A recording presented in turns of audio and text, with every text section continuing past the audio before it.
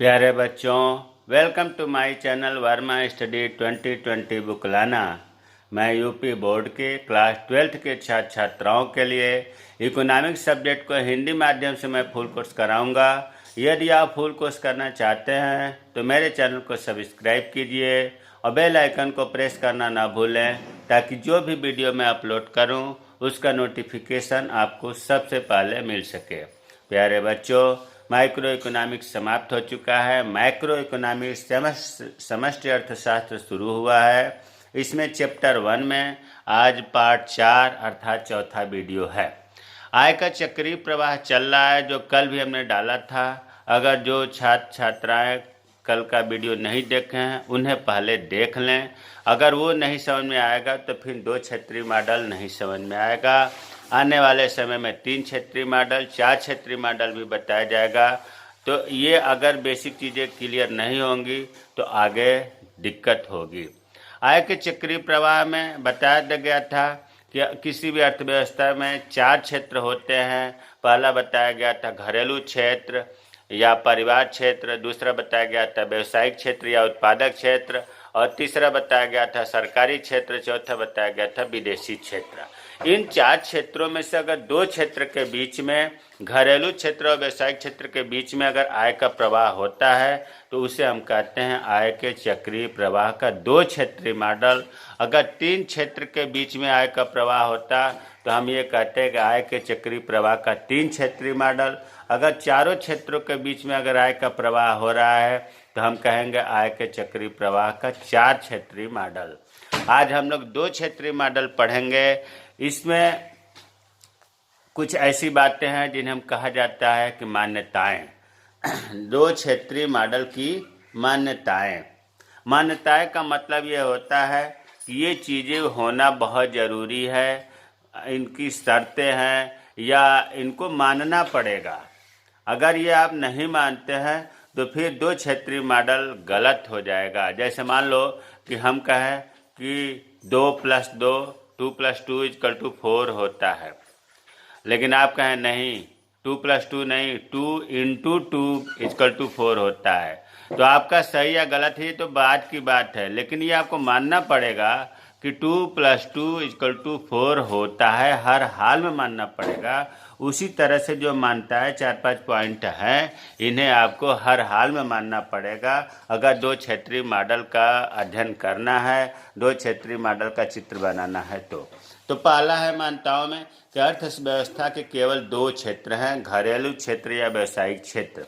घरेलू क्षेत्र का नाम लेते ही दिमाग में बात आ जाना चाहिए कि उपभोक्ता की बात हो रही है, परिवार की बात हो रही है। अगर कहीं परिवार लिखा है तो घरेलू क्षेत्र भी उस जगह पर लिख सकते हैं, कहीं घरेलू क्षेत्र लिखा है तो वहाँ परिवार भी लिख सकते हैं। व्यवसायिक क्षेत्र का नाम लेते ही फर्म या फर्में दिमाग में बात आ जानी चाहिए कि ये उत्पादन करने वाली कंपनी है, उत्पादन करने वाली फर्में हैं। फर्में और उद्योग में अंतर है। देखो, जैसे मान लो उद्योग, चीनी उद्योग, सूती वस्त्र उद्योग, लोहा इस्पात उद्योग, जूट उद्योग, और इस उद्योगों में ढेर सारे उत्पादन करने वाली जो इकाइयाँ होती हैं उन्हें हम फर्में कहते हैं। उद्योग इस प्रकार से कहो कि फर्मों का मालिक उद्योग होता है, उद्योग ही कीमत का निर्धारण करता है फर्मों के लिए और नियमावली बनाता है। तो फर्में उत्पादन करने वाली कंपनी है। तो अर्थव्यवस्था 2 क्षेत्रीय मॉडल में 2 क्षेत्र होगा। कौन कौन? घरेलू क्षेत्र होगा और व्यवसायिक क्षेत्र होगा। दूसरा है अर्थव्यवस्था एक बंद अर्थव्यवस्था है।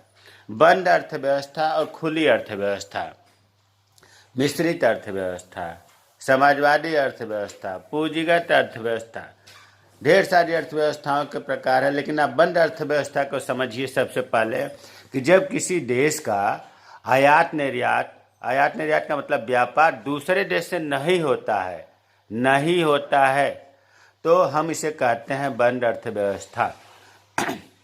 जैसे भारत है, भारत का अन्य देशों से, अमेरिका से, कनाडा से आयात निर्यात होता है, तो भारत बंद व्यवस्था नहीं है, खुली अर्थव्यवस्था है। लेकिन अगर भारत के किसी भी देश से आयात निर्यात या व्यापार नहीं होता तब हम कहते हैं कि भारतीय अर्थव्यवस्था बंद अर्थव्यवस्था है। तो 2 क्षेत्रीय मॉडल के लिए तीसरा क्षेत्र अर्थात विदेशी जो है वो इसमें सम्मिलित नहीं होगा। ये बंद अर्थव्यवस्था इसीलिए कहा गया कि किसी भी देश से न आयात किया जाएगा इसमें, न किसी भी देश से निर्यात किया जाएगा। तीसरा है सरकार का कोई हस्तक्षेप नहीं होता है। सरकारी क्षेत्र तो एक सेक्टर है, एक क्षेत्र है। यहाँ तो दो ही क्षेत्र की बात हो रही है, परिवार क्षेत्र और फर्म। तीसरा सरकारी क्षेत्र इसमें है ही नहीं, तो सरकार का हस्तक्षेप ऑटोमेटिक नहीं रहेगा।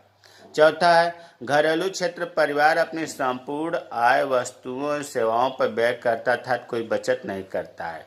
अर्थात परिवार से जो साधन सेवाएं मिलेगा फर्म को, या फर्म को जो मिलेगा, फर्मों से जो मिलेगा वस्तुओं सेवाएं परिवार को, इसमें कहीं बचत नहीं हो रही है। पूरा आय जो है उसका प्रवाह हो रहा है, इस बात का ध्यान रखना है। पांचवा है उत्पादक फर्में अपनी संपूर्ण आगम को उत्पादन के साधनों में बांट लेते हैं, अर्थात वह वितरित आय के रूप में कुछ नहीं रखते। यहाँ कल के भी वीडियो में बताया था कि अगर किसी का आय हो रहा है तो निश्चित रूप से किसी का व्यय हो रहा है। मान लो हमें कहीं से 10,000 रुपये का आय हुआ तो किसी का व्यय भी हुआ होगा 10,000 रुपये। अर्थात पूरे राष्ट्र की बात करें ना तो राष्ट्र की राष्ट्रीय आय और राष्ट्रीय व्यय बराबर होते हैं। तो इसमें जो फर्में हैं पूरे अपने वस्तुओं और सेवाओं को परिवार क्षेत्र में बेच देती हैं, कोई भी स्टॉक बचत नहीं करती हैं, ये कहने का मतलब है। अगर ये मान्यताएं आपको समझ में आ गया होगा, अगर नहीं भी मानते आता है तो बहुत ज़्यादा घबराने की बात नहीं। अब जो सबसे मेन चीज़ है वो होता है इसका चित्र। प्रश्न जब आएगा तो आपको चित्र हर हाल में बनाना है। चित्र की व्याख्या चित्र से ही हो जाती है। आप खूब बढ़िया व्याख्या कर दें और चित्र न बनाएं तो नंबर नहीं मिलेगा, और चित्र बना दें व्याख्या न करें तभी अच्छे नंबर मिलेंगे। लेकिन आपको दोनों कार्य करना है, चित्र सीखिए, चित्र से व्याख्या अपने आप बन जाती है। तो सबसे पहले जब आपको ये पता है कि इसमें दो क्षेत्र होता है तो हम दो क्षेत्र पहले बना लेते हैं। एक तरफ लिख दिया हमने परिवार और इसको गोले में घेर लिया, और दूसरा फर्म, इसको गोले में घेर लिया। परिवार के जगह पर हम घरेलू क्षेत्र भी लिख सकते हैं और फर्म के जगह पर हम उत्पादक क्षेत्र व्यवसायिक क्षेत्र भी लिख सकते हैं, इसमें कोई डाउट नहीं होना चाहिए। अब देखो फर्म अगर है, इसको कोई भी चीज़ अगर उत्पादन करना है तो इसको उत्पादन के साधन की ज़रूरत पड़ती है। उत्पादन के साधन कहिए या साधन सेवाएं कहिए या कारक सेवाएं कहिए, एक ही चीज़ होता है। तो जो इसको उत्पादन के साधन चाहिए, भूमि, श्रम, पूंजी, उद्यमी, वो कहाँ से मिलेगा? इस परिवार से मिलेगा। तो इस तरह से हम जो है एरो बना दिया और यहाँ हमने लिख दिया कि साधन सेवाएं, इसी को कारक सेवाएं भी कहते हैं, इसी को उत्पादन के साधन भी कहते हैं। उत्पादन के साधन सेवाएं, मैं नहीं चाह रहा हूँ कि कहीं से आपको डाउट रहे। अब उत्पादन के साधन कौन कौन से हैं, चलो इसे भी लिख दे रहा हूँ। भूमि है, श्रम है, पूंजी है, संगठन पहले रहता था लेकिन अब संगठन का चर्चा नहीं हो रहा है, अब उद्यमी है। पहले 4 थे, अब पहले 5 थे, अब 4 हो गए। तो देखो परिवार से उत्पादन के जो साधन 4 बताए गए फर्म को मिलता है। क्लियर हो गया? अब इसके बदले में जो मान लो भूमि ने उत्पादन के साधन 4 को ले लिया परिवार से, तो इसके बदले में परिवार को क्या देगा? भुगतान करेगा, पैसे देगा। तो यहाँ हमने लिख दिया साधन भुगतान, फर्म दे रहा है। अब साधन मतलब ये जो साधन है इनका भुगतान कर रहा है, नाम से ही निकल रहा है। अब देखो भूमि है, भूमि के बदले में परिवार को क्या मिलेगा? भूमि का जो किराया होता है अर्थशास्त्र की भाषा में लगान कहा जाता है, या किराया भी लिख सकते हो। भूमि के बदले में जो फर्म उसका देता है किराया, उसे लगान कहते हैं। श्रम मतलब श्रमिक को जो दिया जाता है वो मजदूरी होती है। पूंजी अगर लिया है फर्म परिवार से तो पूंजी के जगह पर ब्याज देगा, ब्याज। और उद्यमी व्यक्ति लिया है फर्म तो उसे लाभ देगा। इसी को कहते हैं साधन भुगतान। अब यहाँ एकदम क्लियर हो जाना चाहिए कि फर्म को परिवार से साधन सेवाएं मिला और परिवार को फर्म से साधन भुगतान मिला, आय मिला, मुद्रा मिला। ये चीज़ क्लियर हो गया। अब देखो, फर्म जब ले लिया साधन सेवाओं को, ये वस्तुओं और सेवाओं का निर्माण करेगा। वस्तुएं और सेवाओं का निर्माण करेगा तो वो परिवार को ही तो देगा, परिवार उसे खरीदेगा। तो यह जो हो गया वस्तुएं और सेवाएं। वस्तुएं और सेवाएं क्या है, कल हमने बता दिया था, कन्फ्यूजन मत होइएगा। उस वीडियो को देख लें, आई बटन को क्लिक करके। वस्तुएं क्या है, सेवाएं क्या है। ये फर्म उत्पादन करी वस्तुओं और सेवाओं का और परिवार के यहाँ पहुँचा। मान लो बिस्कुट का पैकेट निर्माण हुआ तो परिवार ही तो, उपभोक्ता ही तो उसे उपभोग करेगा।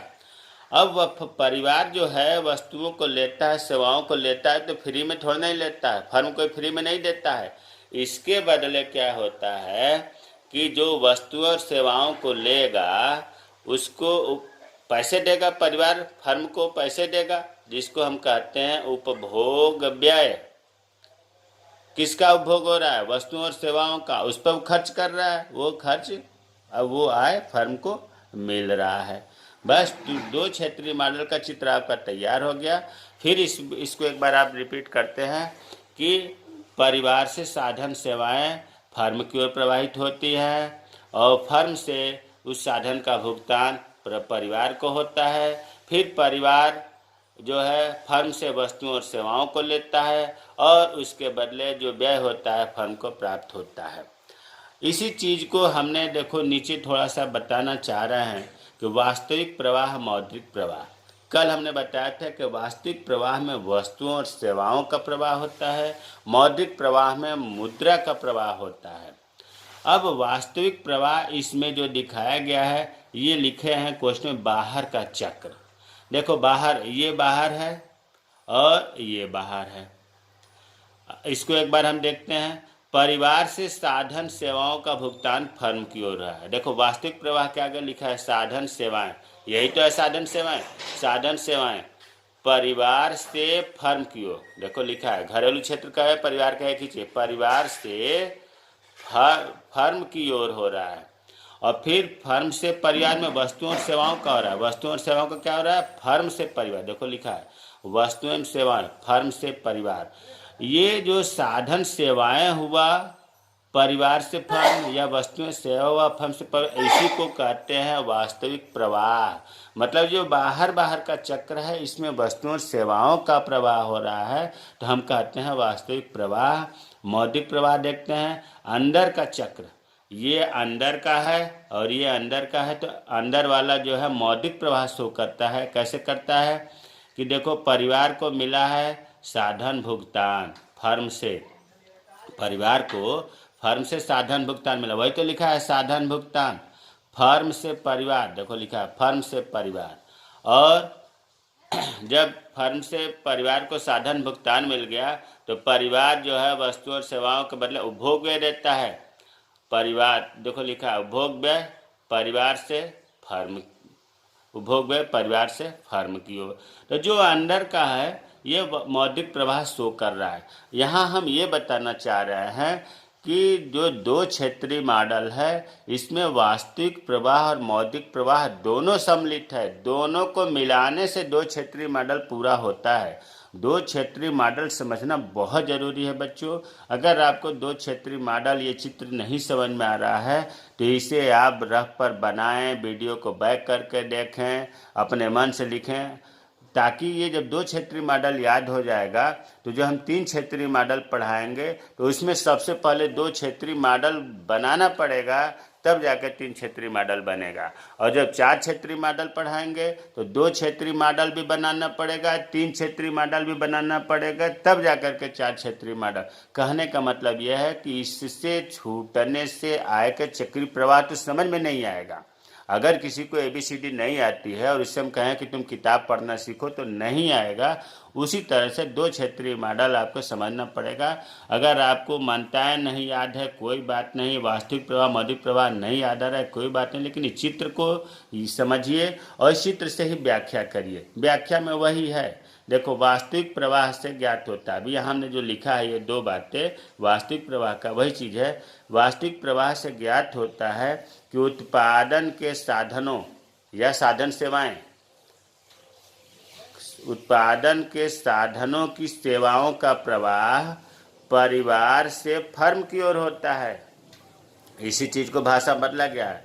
तथा वस्तुओं और सेवाओं का प्रवाह फर्म से परिवार को होता है। ये होता है वास्तविक प्रवाह। मौद्रिक प्रवाह का क्या है? मौद्रिक प्रवाह से ज्ञात होता है कि साधन भुगतान फर्म से परिवार की ओर और उपभोग व्यय परिवार से फर्म की ओर होता है। इसे मौद्रिक प्रवाह कहते हैं। तो चित्र से अपने आप व्याख्या हो जाएगा। और चित्र भी बहुत आसान है। आपको दो सेक्टर बना देना है, परिवार फर्म, उसके बाद परिवार से साधन सेवाएं दिखा देना है फर्म की ओर, फिर फर्म से साधन का भुगतान दिखाना है परिवार की ओर, और फिर फर्म से वस्तुओं और सेवाओं का प्रवाह दिखाना है परिवार की ओर, और परिवार से उपभोग व्यय का परिवाह दिखाना है फर्म की ओर। ये तीर से दिखाया जाता है। जिसको मिलता है उसके पास तीर दिखाया जाता है। तीर बताता है कि किधर से किधर प्रवाह हो रहा है। प्रवाह का अर्थ होता है फ्लो, जाना, बहना, गति करना। तो हमें उम्मीद है कि दो चक्रीय या दो क्षेत्रीय मॉडल समझ में आ गया होगा। अगर कोई चीज़ नहीं समझ में आया है तो आप कमेंट बॉक्स में कमेंट करें, मैं रिप्लाई करूँगा। और चैनल को सब्सक्राइब कीजिए। कुछ बच्चों का ये कमेंट आ रहा है कि सर वीडियो लगातार नहीं मिल रहा है। तो प्यारे बच्चों, आप किसी भी वीडियो को अगर प्ले करते हो तो राइट साइड में एक त्रिभुज जैसी संरचना होती है। जो आप इसे क्लिक करोगे तो डिस्क्रिप्शन बॉक्स खुलेगा, डिस्क्रिप्शन भाग खुलेगा। उसमें नीचे जो है अंत में अंग्रेजी में कुछ लिखा रहता है जो लिंक होता है। उस लिंक को क्लिक करते ही प्लेलिस्ट खुलेगा और प्लेलिस्ट में टोटल क्रम से वीडियो मिलेगा। जैसे ये 82 वीडियो चल रहा है तो इसमें 1 से लेकर के 82 तक वीडियो आपको क्रम से मिलेगा। आप क्रम से स्टडी करेंगे तो ज़्यादा समझ में आएगा। तो आपको डिस्क्रिप्शन बॉक्स में जा कर के लिंक के द्वारा प्ले लिस्ट में पहुंचना होगा, तब आपको क्रम से वीडियो मिलेगा। मेरे चैनल को सब्सक्राइब कीजिए। जय हिंद, जय भारत।